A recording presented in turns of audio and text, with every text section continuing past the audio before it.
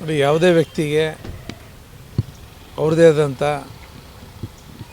ಸ್ವಾತಂತ್ರ್ಯ ಅವ್ರಿಗಿದೆ, ಇಲ್ಲ ಅಂತ ನಾನು ಹೇಳೋದಿಲ್ಲ.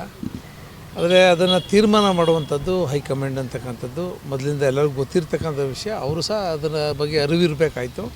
ಅದು ಯಾವ ಕಾರಣಕ್ಕೆ ನಾನೇ ಅಂತ ಹೇಳಿದ್ದಾರೆ ಅಂತ ನನಗೆ ಗೊತ್ತಿಲ್ಲ, ದಯಮಾಡಿ ಅವ್ರನ್ನೇ ಕೇಳಿ.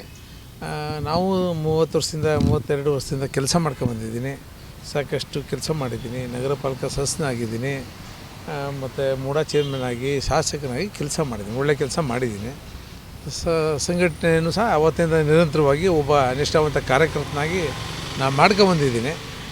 ಆದರೆ ಇವತ್ತು ಅವ್ರು ಯಾವ ಕಾರಣ ಕೇಳ್ತಾ ಇದ್ದಾರೆ ನನಗೆ ಗೊತ್ತಿಲ್ಲ. ನನ್ನ ಬಗ್ಗೆ ಯಾವುದೇ ರೀತಿಯಾದಂಥ ಆಪಾದನೆ ಇಲ್ಲ, ನನ್ನ ಬಗ್ಗೆ ಯಾವುದೇ ರೀತಿಯಾದಂಥ ನಾನು ಹೋಗಿ ಯಾವುದೇ ರೀತಿಯಾದಂಥ ಸ್ಟೇ ತಗೊಂಡಿಲ್ಲ. ಈ ರೀತಿ ಎಲ್ಲವೂ ಸಹ ಗೊತ್ತಿರ್ತಕ್ಕಂಥ ವಿಷಯನೇ. ಕಳೆದ ಬಾರಿನೂ ಸಹ ಅವ್ರು ಹೇಳಿದರು, ಪಾರ್ಲಿಮೆಂಟಿಗೆ ನಾನಲ್ಲದೆ ಬೇರೆ ಯಾರು ಅಂತ ಹೇಳಿದರು. ಅದಾಯ್ತಾ? ಆಗಿಲ್ಲ. ಆ ಕಾರಣದಿಂದ ನಾ ಹೇಳೋದಿಷ್ಟೇ, ನಾವು ಪಕ್ಷ ಸಂಘಟನೆ ಮಾಡೋದು ನನ್ನ ದೃಷ್ಟಿಯಲ್ಲಿ ನಾನೊಬ್ಬ ಅಧ್ಯಕ್ಷನಾಗಿ, ನಗರ ಅಧ್ಯಕ್ಷನಾಗಿ ನಾನು 4 ಕ್ಷೇತ್ರನ ಗೆಲ್ಲಿಸುವಂಥ ಜವಾಬ್ದಾರಿ ನನ್ನ ಮೇಲಿದೆ. ನಾನು ಅದ್ರ ಬಗ್ಗೆ ಹೆಚ್ಚು ಒತ್ತು ಕೊಡ್ತೀನಿ ಹೊರತು ಈ ರೀತಿಯಾದಂಥ ವಿಚಾರಗಳಿಗೆ ನಾನು ಒತ್ತು ಕೊಡೋಲ್ಲ.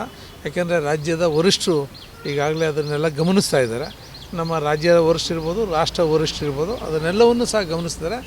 ನಾನು ಸೋತಿರ್ತಕ್ಕಂಥದ್ದು ತುಂಬ ನೇರೋ ಮಾರ್ಜಿನ್, ತುಂಬ ಕಡಿಮೆ ಅಂತರದಲ್ಲಿ ನಾನು ಸೋತಿರ್ತಕ್ಕಂಥದ್ದು. ಕಳೆದ ಬಾರಿ ನಾನು ಸೋತರೂ ಸಹ ಗೆದ್ದಂಥ ಸಂದರ್ಭದಕ್ಕಿಂತ ಹೆಚ್ಚು 18,500 ಓಟನ್ನು ಹೆಚ್ಚು ಮತ ಪಡೆದಿರ್ತಕ್ಕಂಥವ್ರು ನಾನು. ಅದರಿಂದ ಅವರು ಸಹ ಅರ್ಥ ಮಾಡ್ಕೋಬೇಕು. ಅವರು ಯಾರೂ ಸಹ ಪಕ್ಷದ ಇತಿಮಿತಿಗಳನ್ನ ಮೀರಿ ಹೋಗುವಂಥದ್ದು ಆಗಬಾರ್ದು.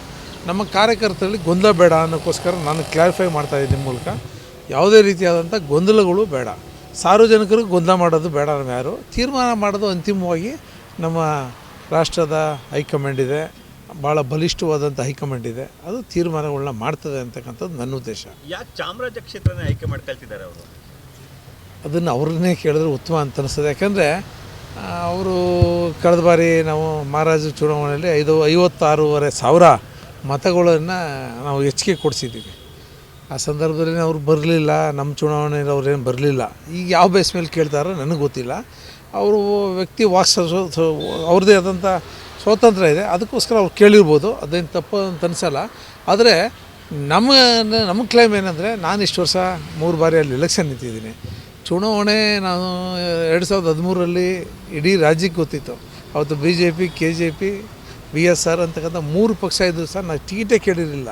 ಅಂಥ ಸಂದರ್ಭದಲ್ಲೂ ಸಹ ನನಗೆ ಟಿಕೆಟ್ ಘೋಷಣೆ ಮಾಡಿದಾಗ ನಾನು ಮನೇಲಿ ಕೂರಬಾರ್ದು ಅನ್ನೋಕ್ಕೋಸ್ಕರ ನಮ್ಮ ಕಾರ್ಯಕರ್ತರಿಗೆ ಶಕ್ತಿ ಕೊಡೋ ದೃಷ್ಟಿಯಿಂದ, ನಮ್ಮ ಪಕ್ಷಕ್ಕೆ ಶಕ್ತಿ ತುಂಬೋ ದೃಷ್ಟಿಯಿಂದ ನಾನು ಹೋರಾಟ ಮಾಡಿದೆ. ಅವತ್ತು ಸಹ 27,000 ಓಟ್ ತಗೊಂಡೆ. ಅದಾದ ನೆಕ್ಸ್ಟ್ ಚುನಾವಣೆಯಲ್ಲಿ ನಾನು ಗೆದ್ದಿದ್ದೀನಿ. ಕಳೆದ ಬಾರಿ ಚುನಾವಣೆಯಲ್ಲೂ ಸಹ ಕೆಲವು ಈ ಸ್ಕೀಮ್ಗಳು ಮತ್ತು ಬೇರೆ ಬೇರೆ ಕಾರಣದಿಂದ ಭಾಳ ಕೆಲವೇ ನೇರೋ ಮಾರ್ಜಿನಲ್ಲಿ ಅವ್ರು ಗೆದ್ದಿದ್ದಾರೆ. ಆದರೆ ಅದನ್ನೇ ಒಂದು ಕಾರಣ ಇಟ್ಕೊಂಡು ನಾನು ನಿಂತ್ಕೊತೀನಿ ಅನ್ನೋಂಥದ್ದು ಸರಿ ಇಲ್ಲ. ಅವ್ರಿಗೆ ನನ್ನ ಸಲಹೆ ಏನಂದರೆ, ಬೇಕಾದಷ್ಟು ಅವರು ರಾಜ್ಯದ ನಾಯಕರಿದ್ದಾರೆ, ಮತ್ತು ಹಿಂದೂ ಹುಲಿ ಬೇರೆ ಇದ್ದಾರೆ. ಅವರು ಎಲ್ಲಿ ಬೇಕಾದ್ರೆ ನಿಲ್ಬೋದು. ಅವ್ರಿಗೆ ಭಗವಂತ ಶಕ್ತಿ ಕೊಟ್ಟಿದ್ದಾನೆ. ಅವ್ರು ನೋಡಿ, ಮೂಡಿಗೆರೆ ಆ ಕಡೆ ಚಿಕ್ಕಮಂಗ್ಳೂರು ಕಡೆಯವರು ಇಲ್ಲಿ ಬಂದು ನಿಂತ್ಕೊಂಡು ಗೆದ್ದರು. ಅದೇ ಥರ ರಾಜ್ಯದ ಯಾವ ಮೂಲೆಯಲ್ಲಿ ಬೇಕಾದ್ರೂ ನಿಂತ್ಕೊಂಡು ಗೆಲ್ಬೋದು. ಅಲ್ಲಿ ಗೆಲ್ಲುವಂಥ ವ್ಯವಸ್ಥೆ ಆಗಲಿ. ನಾನು ಯಾವ ಊರಿಗೂ ಹೋಗೋಕ್ಕಾಗಲ್ಲ, ಇರೋದು ಒಂದೇ ಊರು, ನಂದು ಹುಟ್ಟೂರು ಇದು. ಇಲ್ಲೇ ನಾನು ಹೋರಾಟ ಮಾಡಬೇಕಾಗುತ್ತೆ. ನಮ್ಮ ಹೋರಾಟ ಏನಿದ್ರು ಇಲ್ಲೇ.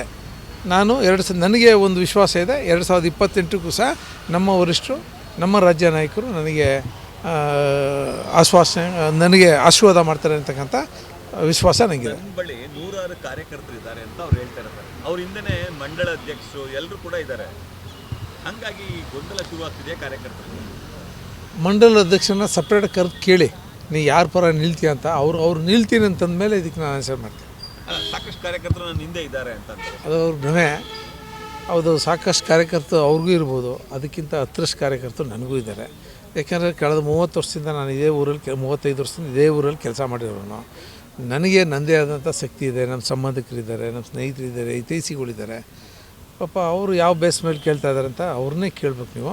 ಮತ್ತು ನನಗೆ ವಿಶ್ವಾಸ ಇದೆ, ನಮ್ಮ ವರಿಷ್ಠರು ನನಗೆ ಯಾವತ್ತೂ ಕೈ ಬಿಟ್ಟಿಲ್ಲ. ಮುಂದೆ 2028ರ ಚುನಾವಣೆಯಲ್ಲೂ ಸಹ ನಾನು ಕೈ ಬಿಡಲ್ಲ ಅಂತಕ್ಕಂಥ ವಿಶ್ವಾಸ ನನಗಿದೆ. ಕವರ್ ಸಂಸ್ಕೃತಿ ಇಲ್ಲ ಇಲ್ಲಿ ಅಂತ ಅಂತೀರ ಸರ್. ಕವರ್ ಸಂಸ್ಕೃತಿ ಈವರೆಗೆ ಮಾಡ್ಕೊಂಬಂದಿದೆ?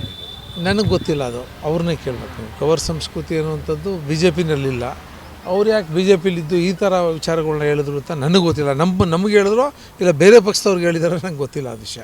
ಇಷ್ಟು ದಿವಸ ಸೈಲೆಂಟ್ ಆಗಿದ್ದಾರೋ ದಿಢೀರ್ ಆಕ್ಟಿವ್ ಆಗಿರೋದು ಏನು ನಿಮ್ಗೇನು ನಗರ ಅಧ್ಯಕ್ಷರಾಗಿ ನಿಮ್ಗೇನು ಅನ್ನಿಸ್ತು? ನನಗೆ ಇದೇನು ಅವ್ರದ್ದು ಹೊಸ್ತೇನಲ್ಲ, ಅದು ಆ ಥರದ್ದು ಏನು ಸಹಜವಾಗಿ ಅವರು ಇದೇ ಥರ ಇರ್ತಾರೆ. ಅದರಿಂದ ಅವ್ರ ಬಗ್ಗೆ ನಾನು ಜಾಸ್ತಿ ಹೆಚ್ಚು ಅವ್ರ ಬಗ್ಗೆ ಅವ್ರ ಬಗ್ಗೆ ತಲೆ ಕೆಡಿಸ್ಕೊಳ್ದೆ. ನನ್ನ ಉದ್ದೇಶ ಏನು, ನಮ್ಮ ಕ್ಷೇತ್ರದಲ್ಲಿ ನನ್ನ ಇನ್ಚಾರ್ಜ್ ಇದ್ದೀನಿ, ನಾನು ಅಧ್ಯಕ್ಷನಾಗಿದ್ದೀನಿ, ನಾನು ವಿಭಾಗದ ಪ್ರಭಾರಿ ಆಗಿದೆ, ಮತ್ತು ಸ್ಲಮ್ ಮೋರ್ಚಾದ ರಾಜ್ಯಾಧ್ಯಕ್ಷ ಆಗಿದೆ, ಪ್ರಧಾನ ಕಾರ್ಯದರ್ಶಿ ಆಗಿದೆ, ಉಪಾಧ್ಯಕ್ಷ ಆಗಿದೆ. ಎಲ್ಲವನ್ನು ನನ್ನ ಪಕ್ಷ ನಂಗೆ ಕೊಟ್ಟಿದೆ. ಆ ಕಾರಣದಿಂದ ನಾನು ಒತ್ತು ಕೊಡಬೇಕಾದದ್ದೇನು, ನಾನು ಒತ್ತು ಕೊಡಬೇಕಾಗಿದ್ದು ಪಾರ್ಟಿಯ ಸಂಘಟನೆಗೆ, ಅಷ್ಟನ್ನು ಮಾತ್ರ ನಾನು ಮಾಡ್ತೀನಿ. ನಿಮ್ಮ ಜೊತೆನೇ ಬರ್ತಿದ್ರು ಸರ್ ಅಣ್ಣ ಹಾಂ, ಈಗಲೂ ಅವ್ರ ಅಣ್ಣ ತಮ್ಮನೇ ನಾವು. ಆದರೆ ಏನು ಮಾಡೋದು, ಅಧಿಕಾರ ಅನ್ನುವಂಥದ್ದು ಆಸೆ ಪ್ರತಿಯೊಬ್ಬ ಮನುಷ್ಯನಿಗೂ ಇರ್ತದೆ. ಆ ಕಾರಣಕ್ಕೋಸ್ಕರ ಆ ಥರ ನಡ್ಕೊಂಡಿದ್ದಾರೆ ಅಂತ ನನಗನ್ನಿಸ್ತದೆ. ಮುಂದಿನ ದಿನದಲ್ಲಿ ಅವರು ವರ್ತನೆ ಎಲ್ಲ ಬದಲಾಗ್ಬೋದು.